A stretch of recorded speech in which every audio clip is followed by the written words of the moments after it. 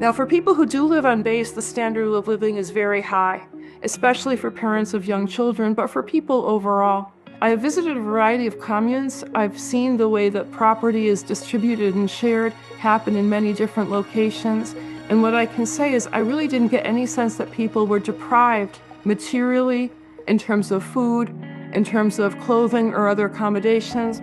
Every single person I saw who was an adult had a cell phone. Everybody I talked to had a computer. They had access to private Netflix streaming accounts and other types of social media, including things that were services that you'd subscribe to. And so, in other words, I think that when people have a desire for a personal need, it's definitely fulfilled, and also a great deal of their quote-unquote wants on top of needs. For parents who are raising kids, this is a wonderful environment. There's also a variety of activities for the kids almost every weekend in the summertime.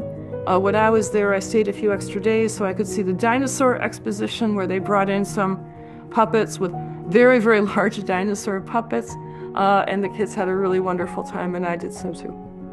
When I was talking to ARIPL members, I was asking them how they spent their downtime and what they did for recreation, and I was really looking for what they were doing kind of as individuals.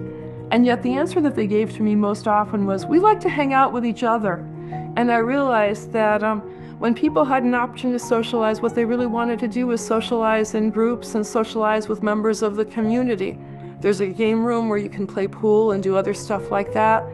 They do have outdoor barbecues and fire pits. There's a group of guys who play soccer. There's now a group of women who also play soccer. There's a walking group that meets daily for fitness at lunchtime. There's also a book group, which right now is reading Plato's Republic, which I thought was really sort of fun to learn about. So that is to say that on the one hand, ARIPL has accepted people who've arrived without jobs, without a lot of assets, without resources, and they've been welcomed if they accept the message of Abu Sadiq. But on the other hand, ARIPL also has many members who have strong educations, who've achieved, a lot of success in their professions. And this provides certain structural advantages to ARIPL in terms of people being able to make a living. It also ratchets up the educational and intellectual level of the community, and I think that that becomes really kind of a collective draw.